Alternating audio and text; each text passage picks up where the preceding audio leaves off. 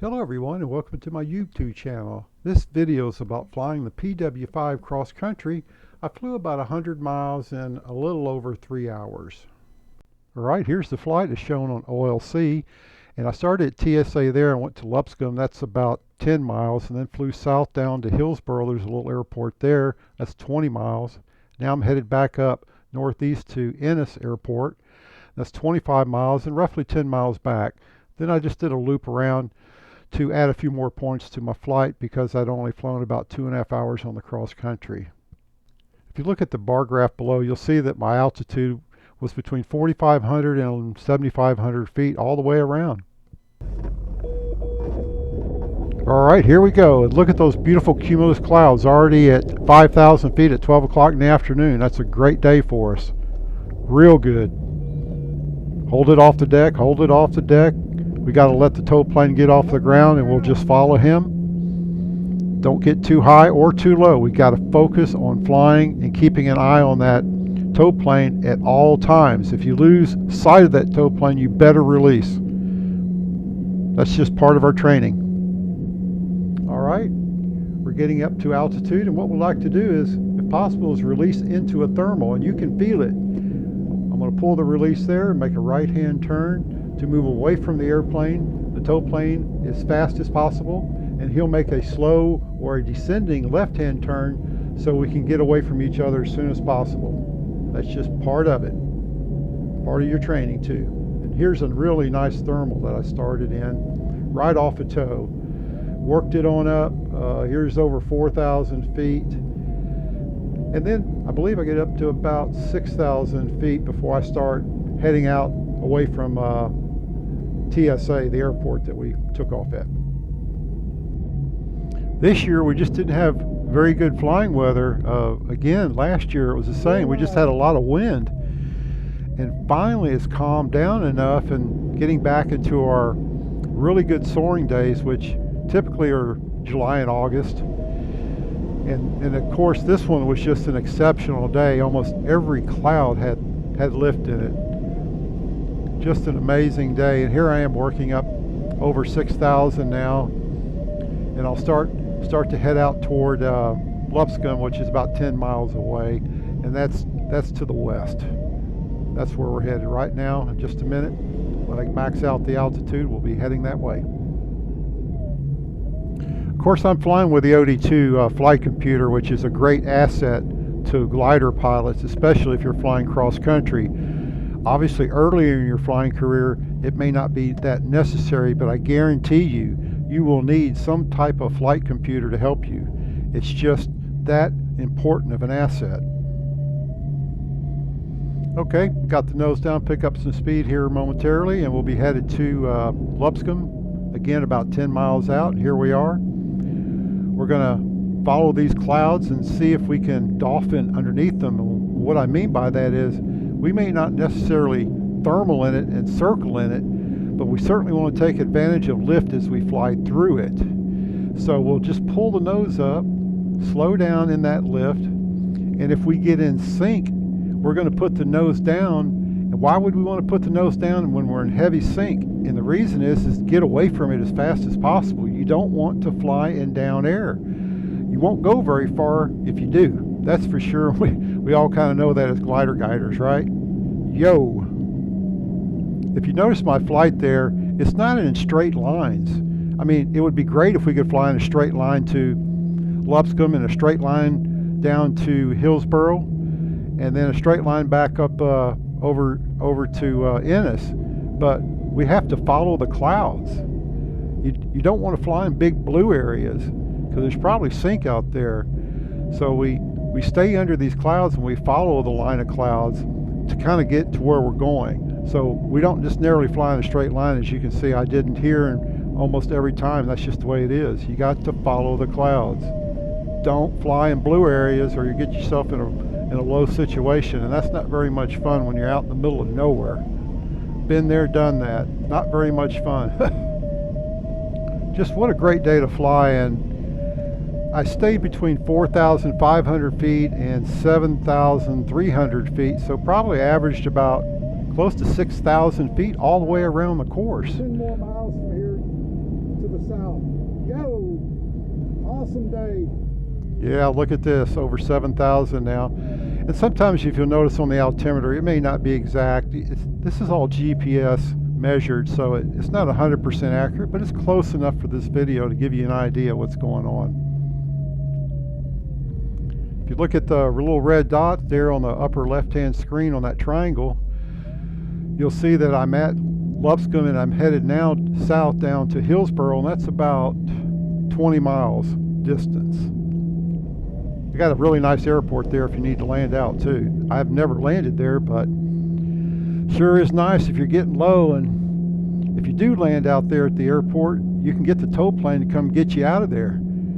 And that's a luxury not every glider club has, but we do. Looking back in my flight logbook, I've flown about 375 hours, and in that time I've had 3 land outs. 2 at Embry, which is an asphalt runway, and 1 over at Dragon Tail, met the farmer, and that was a grass strip, and both times, or actually it was the 3 times that I've landed out in those locations, I got an air tow out. Real nice. You don't have to go get the trailer, call somebody, come out and get you, help you. Oh yeah. Real nice thermal between 6 and 8 knots, 600 to 800 feet a minute. What a really nice day today. Whoa. Haven't seen a corn cob, but it gives you a warm, fuzzy feeling. Oh yeah, climbing out like this at 6,500 and going up, man, it sure feels good to the soul, I'll tell you that. And at this point, looks like if you look at the red dot there, my aircraft is about 3/4 of the way to Hillsboro at this time. Looks like I'm going to milk this thermal a little bit more, and then we'll be headed south to Hillsboro. The PW-5 makes an excellent cross-country trainer. First of all, it's very light. It only weighs maybe 600 pounds empty or 500, I can't remember. Easy to move around. You can pull it with a rope or push it by yourself for the most part. So just a real fun glider to fly. And we have 3 of these at TSA, Texas Soaring Association, and I think they're about $22 an hour to rent. I mean, for general aviation, that's damn cheap. You do have to pay for your tow initially, so that's $20, $25. But come on, man, the cost of everything today and fuel and everything else and annuals and blah, blah, blah, blah, just never ending, is it? It's a lot of work to own a glider. So anyway, I ended up selling my ASW-20B to another member at our club, and it's just a great thing for both of us. And so now I'm back flying the PWs, and will continue flying in the future. Just not in high performance. As you know, the PW is considered low performance. And as a general rule, if I'm not using my flight computers, I'll use 3 miles per 1,000 feet of altitude consumed to get me a general idea of how far I can go, and that's regardless of the wind direction. That's just an easy way to calculate it in your head. And I have used as much as 4 miles per 1,000 as you get more experience, and you can do that too. It just takes practice, right? Well, so far I've accumulated about 370 hours in a glider, and I've had 3 land outs, and one of my friends goes, wow, that's a pretty damn good ratio, isn't it? And I said, well, then I got my ASW-20B, and I flew at 80 hours and never had a land out. So people are just going, man, those are good numbers, aren't they? I said, yeah. Maybe you get a little lucky, maybe you don't. Who knows? That's what makes this hobby so much fun, is no 2 flights are the same. Everything is different on every day that you fly. And it's challenging. You're the only one up there. If you get your ass in a jam, you better figure it out, because there ain't nobody else out there to help you, most likely. So when we do a cross country, here's the numbers that we I like to use, and that was for the training, is that if you're getting low, let's say 3,000 feet above the ground, you want a general landing area. When you get to 2,000 feet above the ground, you better have a Pacific landing area. Now, you can also have an optional landing area too. When you get 1,000 feet above the ground, a lot of people try to thermal and get out of that situation, and a lot of times they've stalled out, crashed it. 1,000 feet or 900 feet above the ground, I'm terminating my flight and preparing for my landing.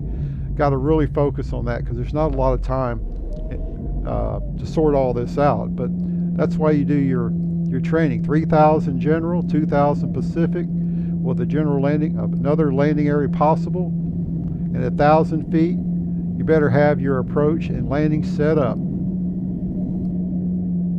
All right, at this time, if you'll notice the red triangle there on the upper left-hand corner of your screen in the triangle, I'm about 3/4 of the way to Ennis, and Ennis has a really nice airport there that you could land out in and call and get an air tow back out of there. But so far, I've only had 3 land outs in 370 hours. Maybe that's good, maybe it's not, I don't know. But people say, boy, man, those are really cool ratios, man. Real nice, huh? Yeah, but I said, when you get low, you'll be thinking some other things for sure, I tell you. All right, looks like I'm just about to Ennis, and we'll be headed back to TSA. Yo! I mean, what a fabulous day. It's just almost every cumulus cloud had lift under it, either to circle in or dolphin through it. We sure like these kind of days, and July and August is our peak season. Maybe I said before that the winds were just blowing like crazy. It seemed like it never seemed to quit. But finally it's gotten back down to its normal characteristics, hopefully. And look at this thermal here, over 7,000 feet. Just a real nice day to fly, isn't it? God. All right, at this time I've maxed out my altitude, and I'll be headed back to TSA, Texas Soaring Association. And that's about, what did I figure that was? About 25 miles. So we'll be headed west back to base. For those not really familiar with the PW-5, it has about a 44-foot wingspan, 15 meters.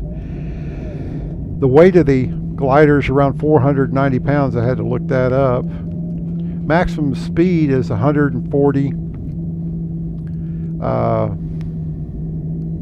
I typically cruise between thermals at around 60, 65 to even 70, depending on the lift conditions. The glide ratio is around 25 to 30 to 1. It's considered low performance. It's not a high performance glider. So when you fly the PW-5, you get a handicap score. They have handicaps for different gliders. The lower the performance, the higher the handicap, to try to level the field. And we use a website called Online Contest OLC. Is where we post all our flights. So if you want to kind of see what's going on there, take a look at OLC. This is the website that we use to post all of our flights. And we can see everybody else's flights, so it's real cool. You can see flights from people all over the world. In fact, we actually compete with other flying clubs on total points flown for that season. So it's really a cool way to check out your other friends that are flying as well, and we all like to use it, and it's just a great way to keep track of your performance. Feet a minute. Go.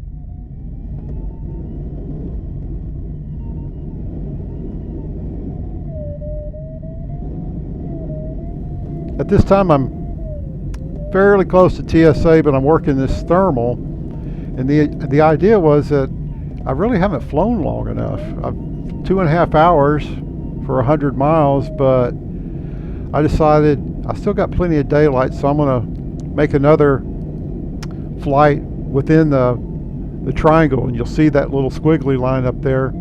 where I did kind of a half circle back to TSA just to add a few more points to the overall score for my flight that day, and that's what I did.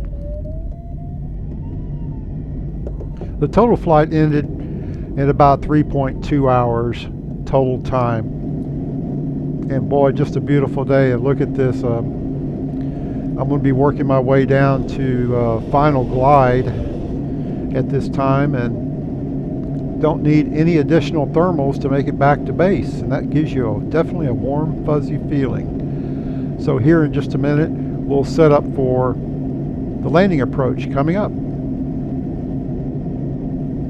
Days like this flying are just obviously a lot of fun, and especially if you can stay up high like I did. What you do is you're at 5,000, 6,000 or 7,000 feet, and you find a really strong thermal. Go ahead and dolphin through it or circle in it, and just stay up high the whole time you're on that cross country. And that's what we like to do. So we'll pass up a lot of thermals on the way, but when we get that 8 to 10 knotter or 5 knotter or whatever it is for that day, you'll take it and you'll circle back up in it and just stay nice and high and nice and cool too. All right, I can see TSA on the left-hand side there. If you can see the runway there, about halfway up. I'll be entering the pattern on a left downwind for runway 18. And what we like to try to do is, for our approach point at about midfield downwind, we like to be about 1,500 feet. TSA traffic, PW-5's on the left downwind for runway 18, TSA. So there I just made the announcement that I'm on left downwind for runway 18 at TSA. When you're in the pattern like this and you've made an announcement to land, you got to be looking out for traffic above you, below you. You've got to scan the horizon very carefully. And some of the other things that we do is at least I have a mental checklist, which means I would say, for example, undercarriage, airspeed, trim, look and land, and that's just kind of part of your training, and just use a mental note that. Now this PW doesn't have retractable landing gear, but it's just part of your overall checklist in your mind, or you could have it on a card just as well. Just depends on how you like to do it. All right, making a left-hand turn. You'll notice like the airspeed, that is ground speed, not airspeed. So I mean, I'm typically holding 60 on the airspeed indicator, but depending on the winds and things, you'll see the ground speed much faster, and GPS can only calculate ground speed, not airspeed. So don't get that confused. A lot of people say, oh, you're flying too fast. Well, yeah, based on the GPS ground speed, but if you look at my airspeed indicator, you'll see it's holding right at 60 all day long. There we go, coming up on final approach. Looking real good. Got spoilers about halfway activated. Just cleared the runway. We're going to hold it off the runway as long as we can. Hold it off, hold it off, hold it off. We're still flying. We haven't stopped yet. Just because we're on the ground means it's all done. No, it's not. Until that glider's at a full stop, you're still flying. And if you're on the runway, you better get out of it real quick and get it off the runway. Oh my God. 3 hours and 23 minutes.